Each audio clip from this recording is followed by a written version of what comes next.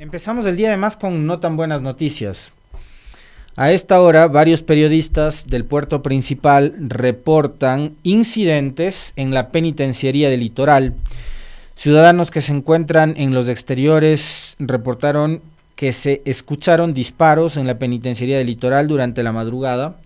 Al sitio ya han llegado ambulancias. Esta es la información que recoge de momento el portal Primicias. He visto también a otros colegas como Teresa Menéndez, entre otros, que estaban reportando la misma información. La madrugada de este martes 12 de noviembre se reportaron nuevos disturbios en la penitenciaría del Litoral, en donde 2 presos fueron encontrados muertos hace un mes.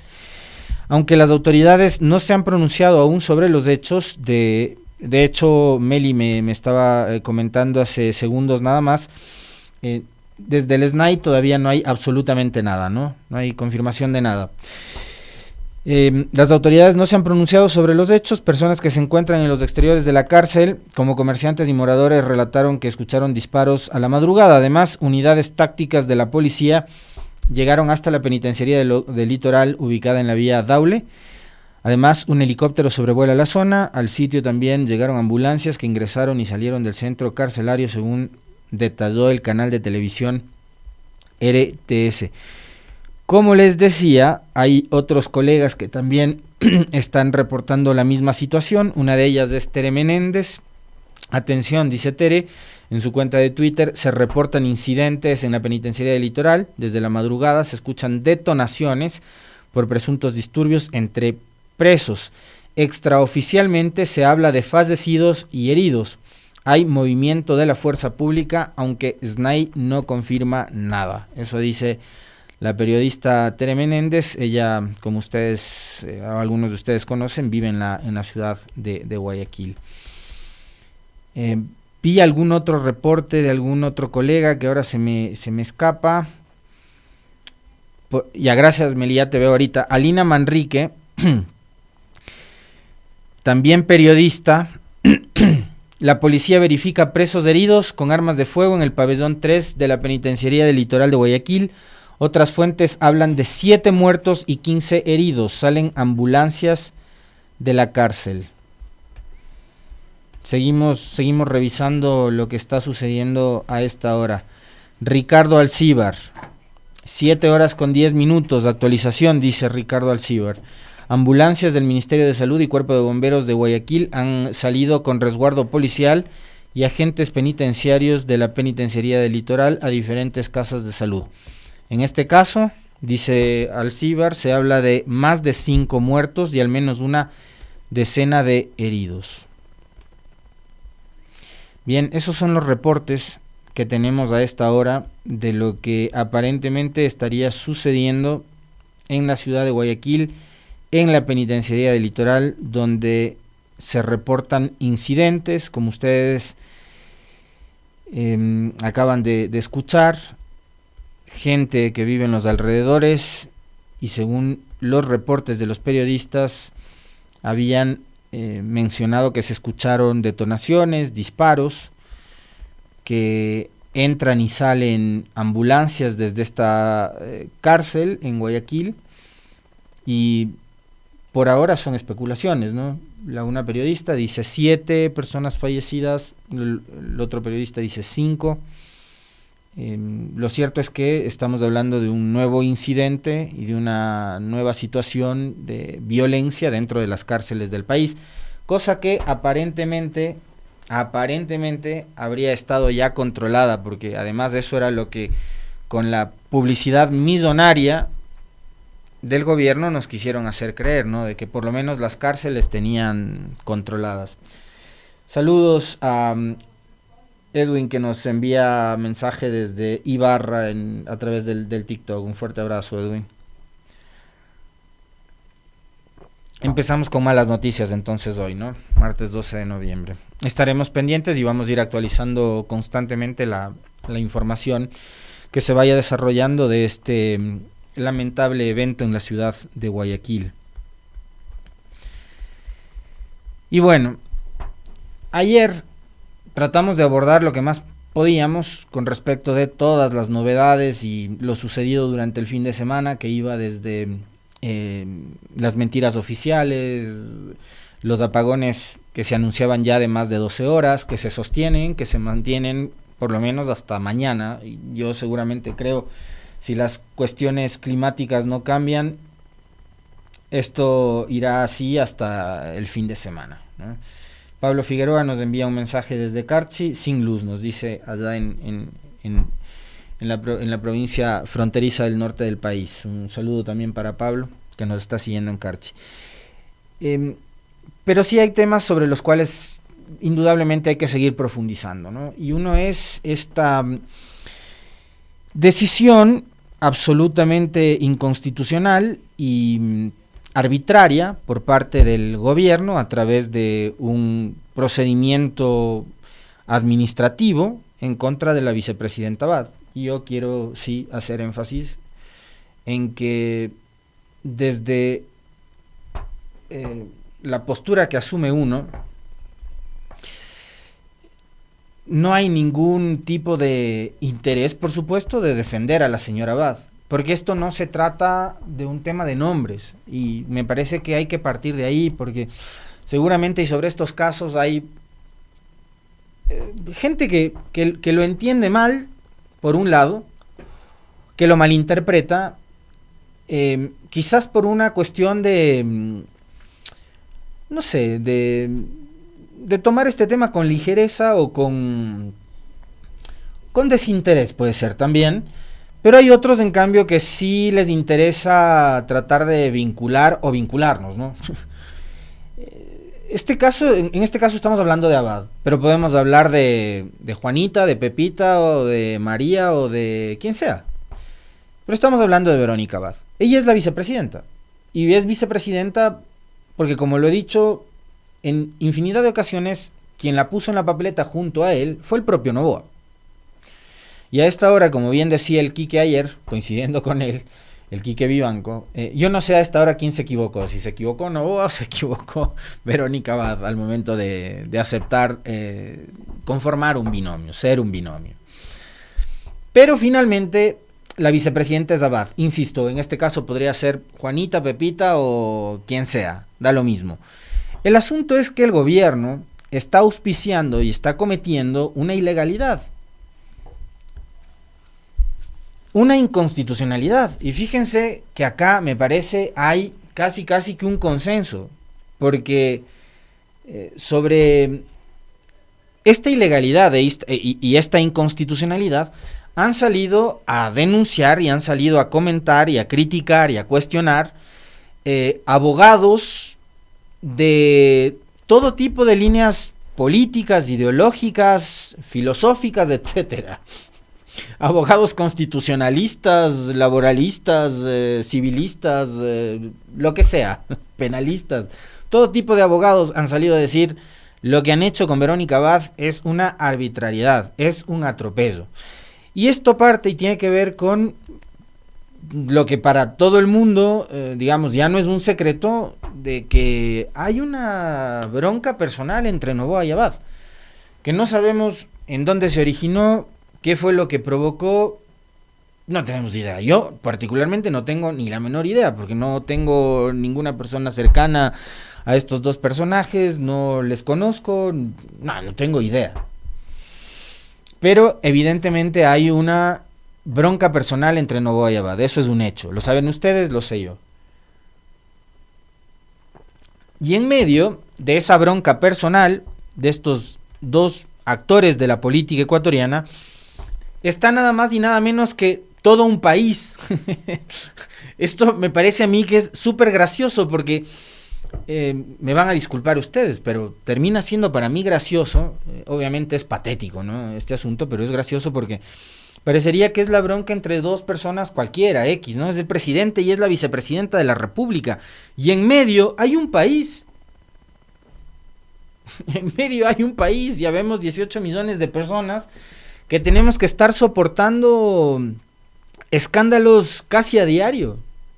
Y tenemos que estar siendo espectadores de un espectáculo que es realmente bochornoso, que es la pelea entre un presidente y una vicepresidenta.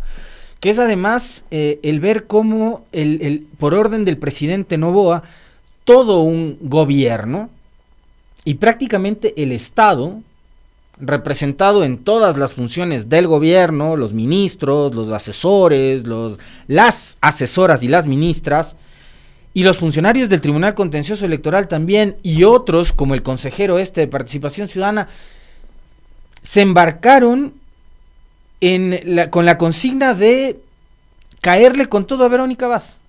Me refiero a Guarderas, me refiero a todos estos señores del Consejo de Participación, del Tribunal Contencioso Electoral, al consejero de Participación Ciudadana Guarderas, a las ministras como la señora Sommerfield, como la señora Núñez de Trabajo, que si es que es abogada, habrá que preguntarse en dónde obtuvo el título de abogada, ¿no? Para haber hecho y haber cometido la aberración jurídica, que es como la han calificado algunos otros abogados, como Gonzalo Muñoz, como una salvajada jurídica, la han catalogado a este acontecimiento.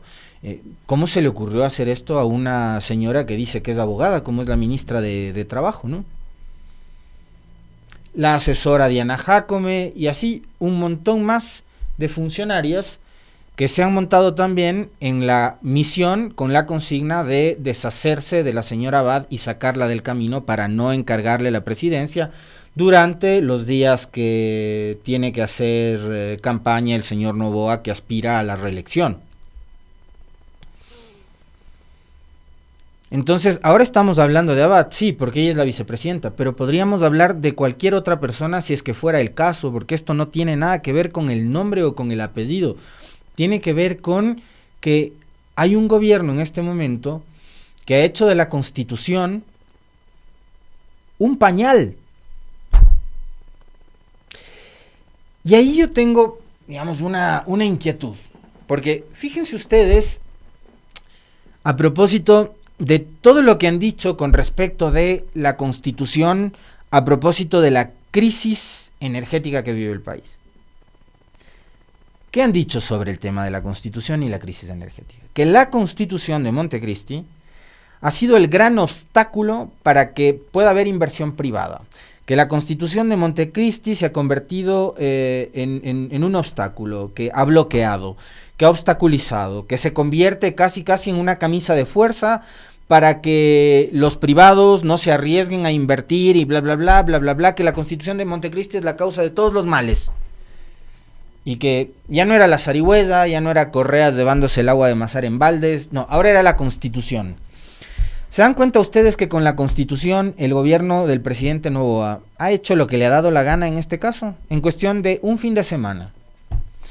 Que para deshacerse de la vicepresidenta no necesitaban hacer valer la Constitución, y que para deshacerse de la vicepresidenta cogieron la Constitución y la tiraron al tacho de basura, o la usaron como trapeador, o como pañal, o como lo que ustedes quieran, pero lo que han demostrado es que la Constitución está de adorno, que no sirve para nada. Entonces, si se pasaron por las galletas la Constitución, para usar un término más coloquial, menos vulgar, si se pasaron por las galletas la Constitución para deshacerse de Abad, ¿por qué no han hecho lo mismo para conseguir otros objetivos que sí deberían ser objetivos nacionales, como por ejemplo tener luz? Porque además está clarísimo que los objetivos y las prioridades del presidente Noboa eran otras, que no son las mismas prioridades o las mismas necesidades o las mismas urgencias que seguramente tienen ustedes en sus casas, o que tenemos nosotros, o que tienen ustedes en sus trabajos, en sus negocios, que evidentemente son las mismas inquietudes, urgencias y malestar que tenemos todos los ecuatorianos en este momento. Las urgencias del presidente y del gobierno evidentemente son otras, ¿no? Son más políticas las urgencias del presidente Noboa, y que están ajustadas o que están adaptadas al nuevo escenario electoral que está próximo a vivir el país en febrero del 2025. Es hacia allá, es hacia donde apuntan. Y este tema es tan vergonzoso, fíjense ustedes, que no solo lo estamos comentando nosotros ahora acá, sino que hay medios internacionales de la talla de BBC de Londres que se han hecho eco de esta información, ¿no? Y ayer yo me encontraba con esta nota que decía: la polémica decisión del gobierno de Daniel Noboa de suspender a la vicepresidenta de Ecuador a pocos meses de las elecciones. Ese era el titular de la nota. Y ponían una foto, la foto creo que es en la que reciben las credenciales de parte del CNE Noboa y Abad, donde digamos ya se notaba mucho la frialdad en el trato, ¿no? Entre más de Noboa hacia Abad, ¿no? A solo 3 meses de las elecciones en las que el presidente de Ecuador buscará renovar su mandato, el gobierno de Daniel Noboa desplazó a la vicepresidenta Verónica Abad de su cargo. La decisión llega después de que el Ministerio de Trabajo suspendiera de manera temporal a Abad, que además es embajadora de la paz de Ecuador ante Israel, por haberse demorado en un trámite diplomático. Para los abogados constitucionalistas consultados, la decisión es absoluta y abiertamente inconstitucional, debido a la legitimidad de origen del cargo de vicepresidente, que es el voto directo de una mayoría de ecuatorianos. Es llamativo que a través de un sumario administrativo, una funcionaria designada por el presidente, que es la ministra de Trabajo, sancione a otra funcionaria que fue elegida a través del voto popular, le dice a BBC Sebastián López, doctor en Derecho por la Universidad Andina Simón Bolívar. La cartera de Trabajo anunció el sábado que suspendía a la vicepresidenta por 150 días por abandono del cargo o abandono de trabajo al no haberse presentado en la Embajada de Ecuador en Turquía el 1 de septiembre, como estaba dispuesto el 9 de ese mes. En su lugar, el presidente designó este lunes a Sarija Moya como vicepresidenta encargada de Ecuador. Moya, que en campaña había sido pensada para ocupar el cargo de ministra de Economía y Finanzas, estaba al frente de la Secretaría de Planificación. Para los analistas, la decisión del presidente de nombrar a una nueva vicepresidenta encargada para reemplazar a Abad debe ser leída en clave electoral. Esto sería, dicen, porque Noboa, que buscará renovar su mandato en febrero, no quiere que Abad asuma el cargo cuando él tenga que dimitir para empezar su campaña. En realidad no tiene que dimitir, él solo tiene que pedir licencia, no renunciar.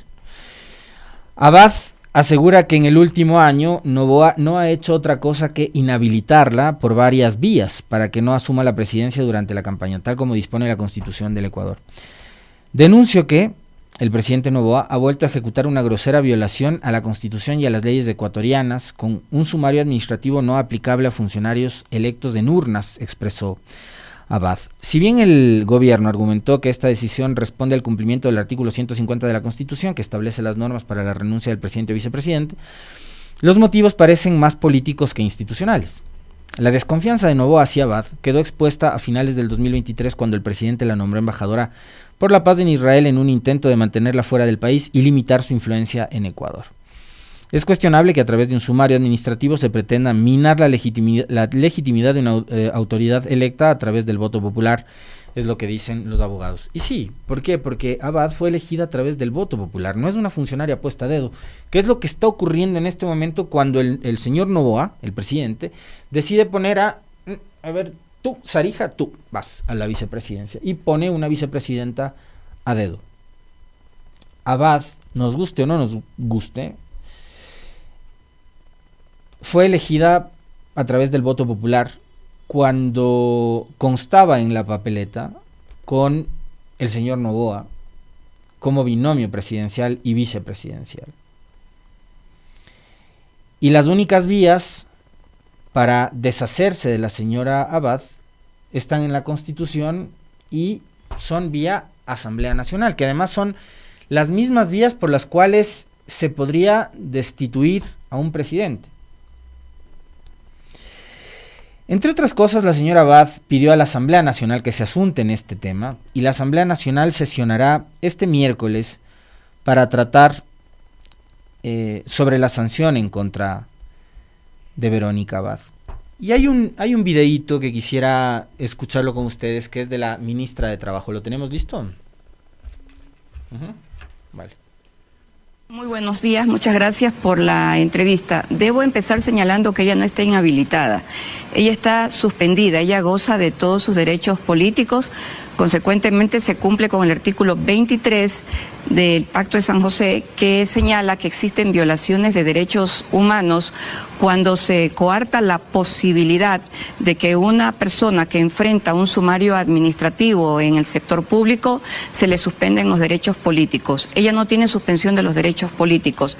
De hecho, se cumple con lo que establece el artículo 61 y 62 de la Constitución de la República. ¿Por qué se dio origen a este sumario administrativo y se lo ha sustanciado y ha llegado a esta primera fase de resolución?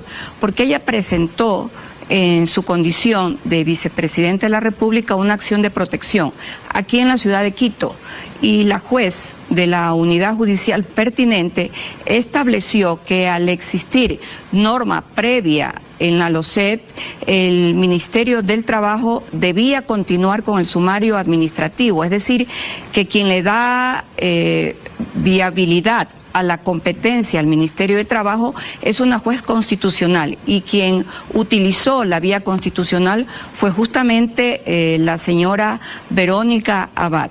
El sumario administrativo se ha sustanciado respetando el debido proceso y se ha cumplido estrictamente con lo que establece el artículo 256 del Código Orgánico Administrativo.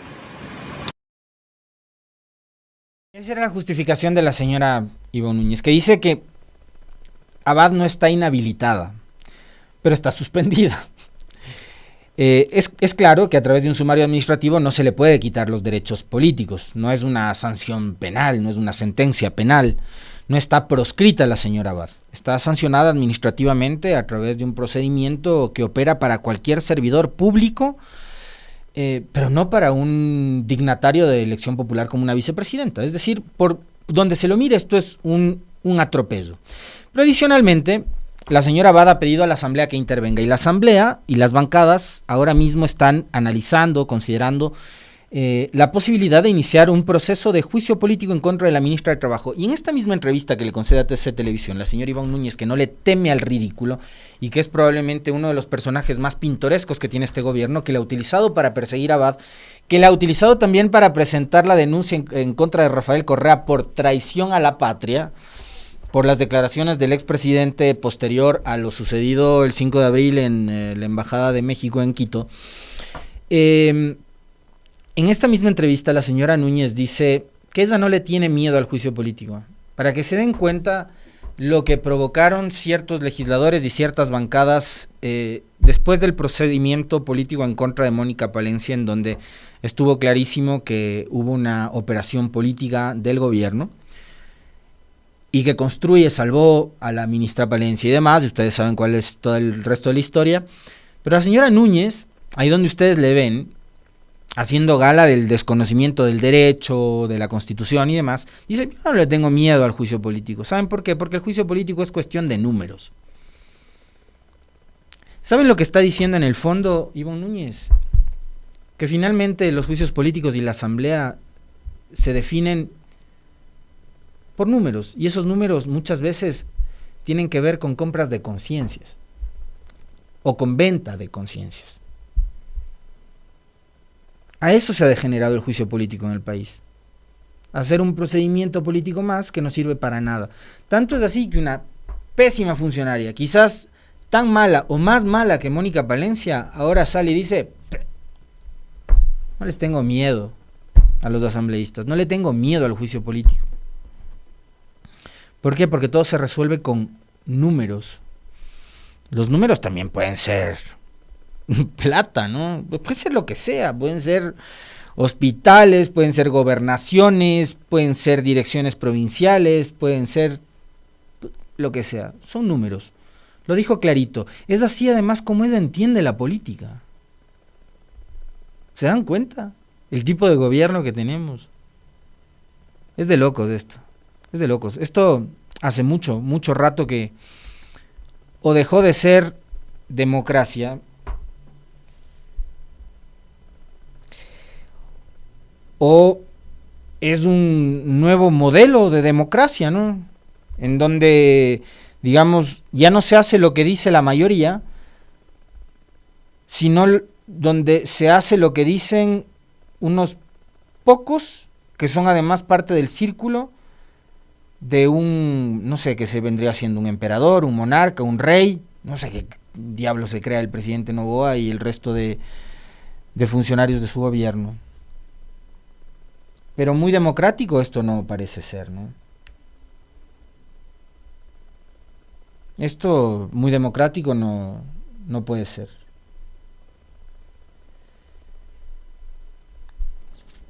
Veamos qué es lo que resuelve la Asamblea con respecto a esto, pero está clarísimo que la señora Núñez, la ministra de Trabajo, se ha reído del juicio político.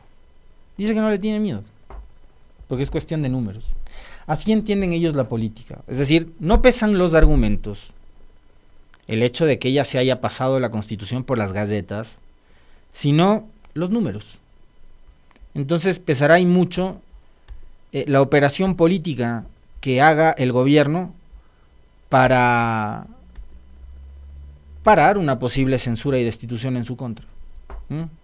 ¿Qué tal? ¿Qué decía Cristian Zurita, chicos, con respecto del teléfono de Fernando Villavicencio allá por agosto, septiembre del 2023? Y una consulta, ¿qué se sabe del celular del señor Villavicencio? El teléfono de Fernando Villavicencio no tiene absolutamente nada que ver en este tema. Yo ya quiero ser enfático y dejar de hablar de este tema porque hace demasiado ruido. El teléfono de Fernando Villavicencio no es parte de la investigación, no será parte de la investigación, se la mantendrá bajo el total condiciones de seguridad y nadie debe hablar de ese tema porque es el tema privado, el tema de la vida de integridad personal de Fernando Villavicencio y no es un tema de investigación. No mataron a Fernando por su teléfono, no tiene nada que ver con las investigaciones. Ese tema para nosotros está zanjado, no tenemos que decir absolutamente nada más que se respete la intimidad de él, de sus hijos, de su familia.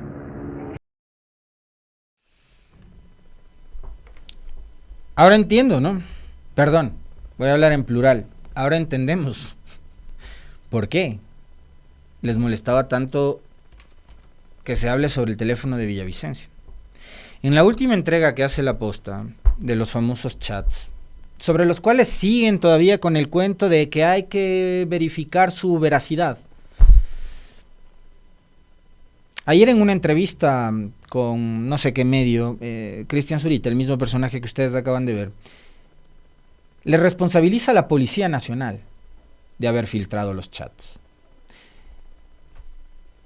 El momento en que Fundamedios y otras organizaciones que dicen defender la libertad de expresión, los derechos humanos de los periodistas y todos esos cuentos en los que yo no creo,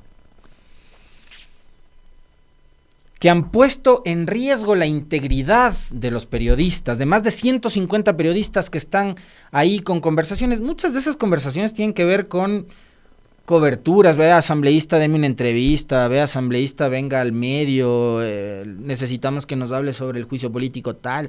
Esas son las conversaciones, ¿no? Con algunos, no con todos, no con Puertas, no con Zurita, no con Álvaro Rosero de EXA, que le pedía tener el contacto con el jefe económico de su campaña, quién sabe para qué. Pero la gran mayoría de conversaciones de periodistas con Villavicencio eran para pedirle entrevistas. ¿Por qué? Porque él era asambleísta y presidente de la comisión. Es más, aquí tuvo una entrevista alguna vez con nosotros, como presidente de la Comisión de Fiscalización. Entonces la gran mayoría de entrevistas eran así. Y cuando Fundamedios dice, han puesto en peligro la integridad, están reconociendo que los chats son reales. Ya, olvídense de ese cuento. A Pazares le escuchaba en una entrevista ayer decir que hay que primero confirmar la veracidad de los famosos chats. Es real. También es real que pueden forjar ciertos chats, los trolls de la data, por ejemplo, y ponerle fecha 31 de octubre. Eso es facilito. Pero si ya vemos que en las conversaciones ellos organizaban, ¿cómo organizaban los ataques con los troll centers, no? Entonces, entre otras cosas, a manera de resumen, ayer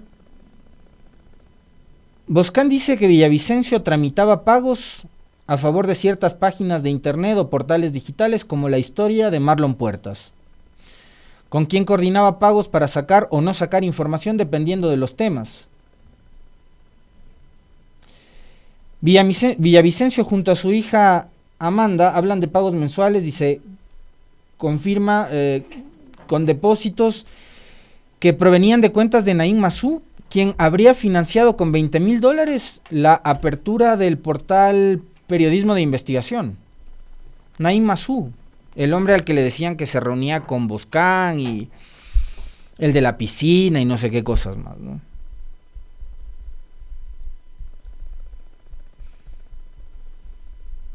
Se confirma que Villavicencio y Zurita tenían información de primera mano a partir del informe León de Troya, que hablaba de la relación de la mafia albanesa con Cherres, con Carrera y con gente del gobierno de Guillermo Lasso, que es información que decidieron nunca publicar. Por ejemplo, que el portal La Data, propiedad de Giovanni López, que era la pareja de Sharon, la hechicera, la cantante, era el que daba las órdenes y manejaba este portal digital desde la cárcel. ¿Se dan cuenta? Un medio de comunicación administrado, manejado, operado por un tipo que está pagando una pena por femicidio en una cárcel. Bueno, La Data no es un medio de comunicación, es un pasquín digital. Y una periodista de ese pasquín digital coordinaba con Villavicencio, a quien además le juraba lealtad, los temas que iban a sacar, los ataques que iban a promover, operando como un troll center. O sea, es que La Data nunca fue un medio de comunicación, háganme el favor, ni La Data, ni El Dato, como se llama ahora, que ya han cambiado de género, y muchos otros de estos perfiles, ¿no? Pero una de las cosas más patéticas, y no es patético, esto es aberrante, una de las cosas más asquerosas, una de las cosas que nos demuestran el nivel de cierto periodismo en este país y de ciertos medios de comunicación en este país, tiene que ver con un personaje de nombre José Najas, que se dice, adicionalmente, es uno o fue uno de los asesores de la fiscal general del Estado, Diana Salazar. Yo no tengo claro ese dato, si es que el hombre es o fue o sigue siendo parte del equipo de asesores de Salazar. Pero en muchos círculos de periodistas y en muchos círculos políticos, el comentario era ese. Pero eso no es lo de fondo en este caso. El tipo adicionalmente es dueño de Radiosucesos y de Telesucesos. Es dueño de un medio de comunicación, que en el caso de Quito es un medio de comunicación súper influyente en ciertas élites, ¿no? Radiosucesos. Pero ¿y qué hacía este sujeto? Manejaba un troll center. Manejaba una cuenta troll que se hacía llamar La Década Robada, ¿no? Desde la cual, y con el anonimato que tenía, ¿no? Atacaba, insultaba, desprestigiaba a todo el mundo que se le ocurría. Y lo coordinaba con Villavicencio, por supuesto, con quien además hacían gala de su misoginia, de su machismo. Porque ¿saben qué hacían estos sujetos? Hacían cosas tan despreciables como, por ejemplo, producir videos sexuales falsos y posteriormente atribuirlos a personajes de la política, como fue el caso de Viviana Veloz, actual presidenta de la Asamblea, dañándole su honra, dañándole su dignidad, su imagen, su buen nombre. E hicieron lo mismo con una chica a quien acosaron. Lo propio hicieron con los hijos de Boscana, pero hicieron lo mismo con la hija del doctor Washington Andrade, con Micaela Andrade, que ya no está con nosotros, ¿no? Tenemos el video de La Posta. Pongamos el video de La Posta. De una joven, una chica joven, a la que le tenían mucha bronca. Esta chica, hasta donde recuerdo, se llama Mirka. Su padre es el doctor Washington Andrade, según me ha informado mi equipo. Y lo digo con muchísimo tino, porque esta persona llegó a atentar contra su integridad. Hoy ya no está en este plano, en este mundo. Me estoy explicando, ¿no? El nivel de acoso, de bullying, de ciberacoso que se le hizo fue tal que literalmente provocaron esto. Le seguían imágenes de con razón sus hijas son desequilibradas y comentarios como la enfermita mental, la loca y la enfermita mental, que hablan de la calidad podrida del ser humano que es el señor José Najas, con quien algún día tuve el desacierto de coincidir y estrechar la mano. ¡Qué asco! Voy a ir a lavarme la mano 52 veces, a ver si se me quita el asco y la repulsión de haber saludado alguna vez a un tipo que es capaz de inventarse videos íntimos para denigrar mujeres y de acosar a niñas y jovencitas que terminaron atentando contra su propia vida.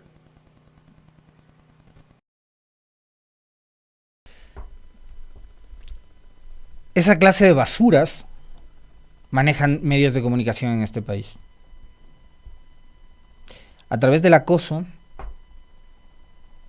a través del linchamiento, a través del asesinato de la reputación de una mujer joven, además, Micaela Andrade se llama la hija de Washington Andrade, provocaron probablemente un suicidio.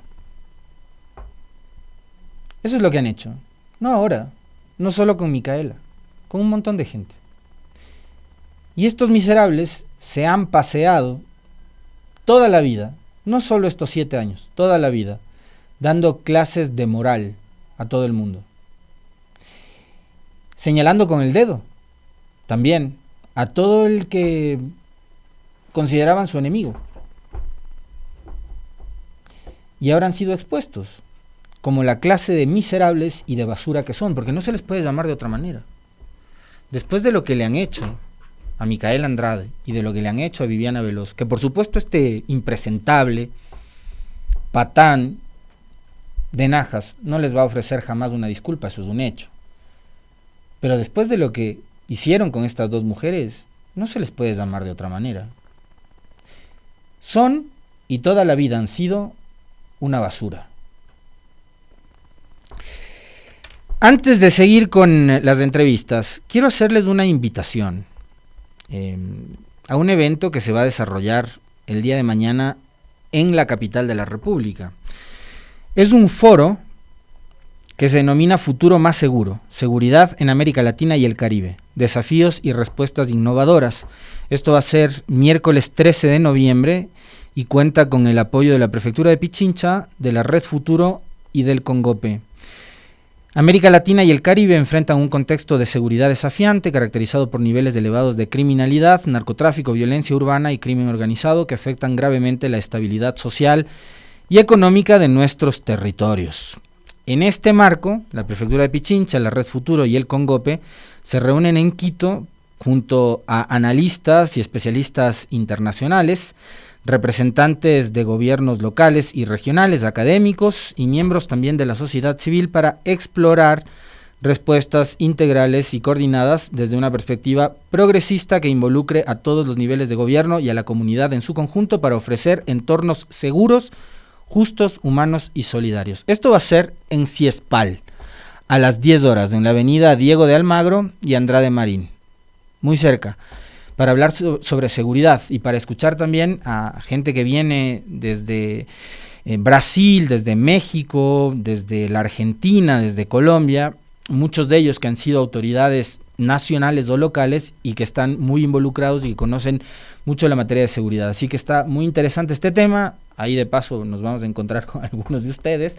Les invito a que vayan 10 de la mañana en Ciespal para hablar sobre seguridad con analistas y expertos nacionales e internacionales, ¿no?